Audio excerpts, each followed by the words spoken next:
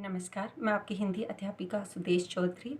आज हम करने जा रहे हैं हमारी 7वीं कक्षा की पाठ्य पुस्तक बसंत भाग 2 की का अध्याय 4, जो कि एक कविता है जिसका शीर्षक है कठपुतली और जो भवानी प्रसाद मिश्र द्वारा रचित कविता है।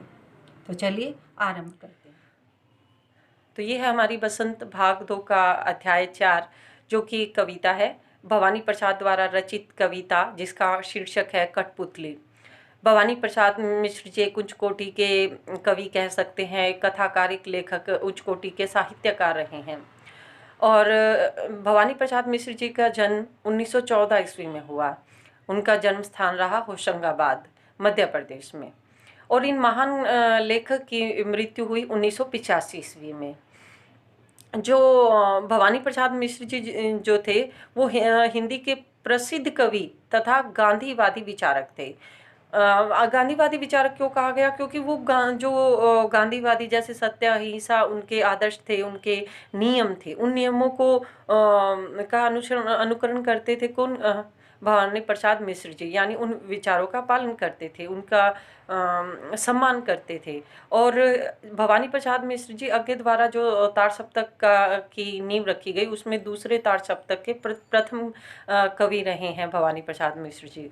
और भवानी प्रसाद मिश्र जी की जो एक रचना है बुनी हुई रस्सी, उन पर उन्हें 1972 ईस्वी में साहित्य अकादमी पुरस्कार भी प्राप्त हुआ। तो इस प्रकार से हम समझ सकते हैं कि जिन कवि का आज हम जिक्र कर रहे हैं, इतने उच्च कोटि के कवि रहे हैं, तो उनकी जो कविता है वो भी उच्च कोटि की रही होगी, कठपुतली, जिसे आज हम पढ़ेंगे। वैसे तो कठपुतली में एक भाव है, वो है कि हर इंसान को आज़ादी पसंद है, गुलामी किसी को पसंद नहीं है, दूसरों के इशारों पर काम करना किसी को अच्छा नहीं लगता, सभी अपनी स्वतंत्रता चाहते हैं। और कठपुतली में भी कवि ने यही बताया है कि किस प्रकार से जो कठपुतली हैं वो अब विद्रोह पैदा हो जाता है उनके मन में, सिर्फ इस विचार को लेकर कि हम हमेशा ही धागों से बंधी रहती हैं, जैसे आप नचाते हो, जैसे इंसान हमें नचाता है, हम ठीक वैसे ही नाचती रहती हैं। कविता कवि लिखता है और उस कविता के पीछे कवि के भाव होते हैं, और पढ़ने वाला उस कविता का भाव किस तरह से लेता है वो उस पर निर्भर करता है। कहीं ना कहीं ये कविता मुझे स्त्री जाति की जो स्थिति होती है, अब तो बहुत बेहतर है, जो पहले थी उससे भी मेरे मन में इसके प्रति कुछ विचार उत्पन्न होते हैं। तो मैं अपना भाव उस तरीके से इस कविता के साथ जोड़कर करने से पहले हम एक बार जो कविता का शीर्षक है कठपुतली, उसके बारे में कुछ बातें कर लेते हैं। जो कठपुतली की जो कला है वो हमारे बहुत प्राचीन समय से चली आ रही है, और हमसे कुछ समय पहले तो ये काफ़ी जो कला थी बहुत अच्छी एक कला मानी जाती थी। खेलों में इसका अच्छा प्रदर्शन होता था, खेल तमाशों में, मतलब मेलों में, कहीं कहीं हर जगह इसका प्रदर्शन किया जाता था। और लेकिन जो अब समय परिवर्तन हो चुका है, ऐसे जो है जिसे इंग्लिश में हम हिंदी में कठपुतली कहते हैं, उसे इंग्लिश में पपेट कहते हैं, बहुत कम देखने को मिलता है। शायद ही आप लोगों ने कठपुतली कभी देखी हो। अगर वास्तविकता में ना देखी हो तो आपने किसी फिल्म वगैरह में तो अवश्य ही देखी होगी। और अगर वो भी नहीं देखी है तो आप कठपुतली को आप लगा सकते हो कि जो कार्टून आप देखते हो वो भी जो एनिमेशन पिक्चर होती है वो भी कठपुतली की तरह ही होती है। वो हम जैसे उसको चलाते हैं, जैसे उसको भाव देते हैं, वो वैसे ही उस पर उन भावों को छोड़ते हैं दर्शक पर। तो चलिए कविता आरंभ करते हैं। अब कविता का भाव मैंने पहले भी कहा है कि कवि ने कविता लिखते समय अपने मन का भाव रखा है।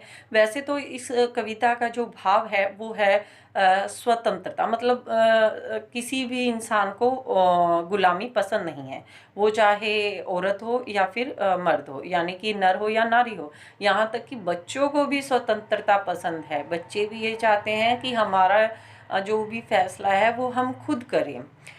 तो यही भाव जुड़े हुए हैं। वैसे तो जो भी कविता हम पढ़ते हैं उसका भाव हम कवि के तरीके से ही लेते हैं, लेकिन कभी कभी जो पाठक होता है उसका भी अपना मन का भाव होता है। तो यहाँ पर जो कविता है मुझे स्त्री जाति की जो कुछ समय पहले की जो स्थिति रही है, मुझे कहीं कहीं उससे अवगत करवाती है। तो चलिए आरंभ करते हैं। कठपुतली गुस्से से बोली, कठपुतली गुस्से से बोली, ये धागे क्यों है मेरे पीछे आगे, ये धागे क्यों है मेरे पीछे आगे, इन्हें तोड़ दो, मुझे मेरे पाँव पर छोड़ दो। अब कवि कहता है कि जो कठपुतली है वो एक दिन बहुत गुस्सा आ जाता है कठपुतली को, और वो कहती है कि ये सब क्या है, कि सभी तो आज़ाद घूम रहे हैं, तो मेरे ही जो हाथ पाँव है वो मेरे मेरे जो हाथ पाँव हैं वो चारों तरफ धागे से क्यों बंधे हुए हैं, यानी कि मुझे बंधनों में क्यों बांधा गया है, मुझे इशारों पर क्यों नचाया जा रहा है। तो कठपुतली है उसको बहुत क्रोध आता है और वो कहती है कि जो मेरे जो ये धागे हैं, जो मेरी ये स्वतंत्रता की जो बेड़ियां हैं, मेरे जो बंधन है, इन्हें तोड़ दो, मुझे ये बिल्कुल भी पसंद नहीं है, आज मैं इनसे आज़ाद होना चाहती हूँ, मुझे मेरे पाँव पर छोड़ दो। अब कठपुतली कहती है कि मुझे बंधनों से मुक्त कर दो, मैं भी अपने पाँव पर खड़ा होकर देखना चाहती हूँ और मुझे मेरे पाँव पर छोड़ दो। कि कब तक मैं आप लोगों के इशारों पर चलती रहूंगी, कब तक आप मुझे अपने अनुसार ही चलाते रहेंगे, मैं भी आज़ादी को पसंद करती हूँ, मुझे भी अपने पाँव पर खड़ा होने का हक है। इसलिए कठपुतली कहती है कि मुझे हर बंधन से मुक्त कर दो, मुझे मुक्त करो और मुझे स्वतंत्र करो ताकि मैं अपने पाँव पर खड़ी हो सकूं, इसलिए मुझे धागों से छुटकारा दो और मुझे अपने पाँव पर खड़ा होने दो। तो अब इन पंक्तियों से हम भाव ले सकते हैं कि किस प्रकार से, अगर हम स्त्री जाति का भाव लेते हैं तो किस प्रकार से एक स्त्री को हमेशा ये लगता है कि वो बंधनों में बंधी हुई है, उसे हमेशा ये कहा जाता है ये मत करो, वो मत करो, यहाँ मत जाओ, वहाँ मत जाओ। तो वो किस तरह से कहती है कि मुझे एक बार मुझे आज़ाद कर दो, और मैं अपने पाँव पर खुद खड़ा होना चाहती हूँ, मैं अपने फैसले खुद करना चाहती हूँ। अब देखिए, सुनकर बोली और कठपुतलियाँ कि हाँ बहुत दिन हुए हमें अपने मन के छंद छुए। सुनकर बोली और कठपुतलियाँ कि हाँ बहुत दिन हुए हमें अपने मन के छंद छुए।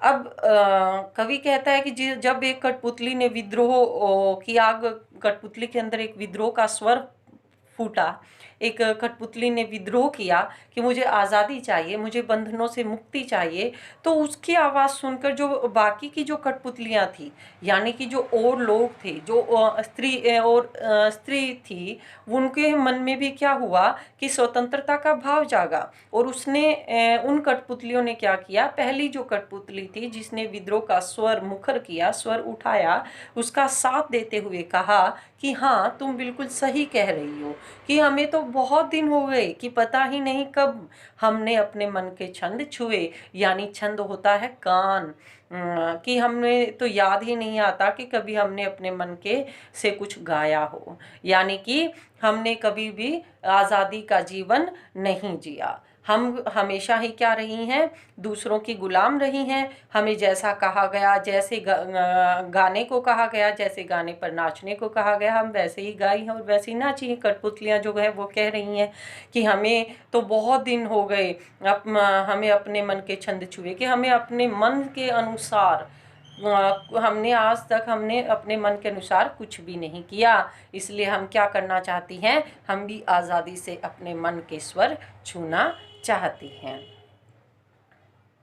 इसमें फिर हम भाव ले सकते हैं कि कवि का भाव यही है कि जब एक किसी ना किसी व्यक्ति को पहल करनी पड़ती है। 1857 की क्रांति में मंगल पांडे ने पहल की थी, जब क्रांति की ज्वाला भड़की थी, तो बाकी जो लोग थे उनको भी आज़ादी के लिए, उनकी आंखों में भी आज़ादी का स्वप्न था, वो जगमगाने लगा था। तो इसी प्रकार से जो कठपुतली है वो भी क्या कहती है कि एक कठपुतली जब विद्रोह करती है तो जो दूसरी कठपुतलियां हैं उनके मन में भी स्वतंत्रता का भाव जागृत होता होता है, स्वतंत्रता को प्राप्त करने का भाव जागृत हो जाता है। और वो कहती है कि हाँ तुम बिल्कुल सही कह रही हो, कठपुतली का साथ देती है कि तुम बिल्कुल सही कह रही हो, हमें तो कितना समय हो गया, हमने कभी अपने मन को अपनी इच्छा से आज तक कभी कोई छंद यानी कोई गाना भी नहीं गाया, कोई ऐसा छंद, कोई ऐसा गाना नहीं गाया जो हमारे मन को खुश कर सके।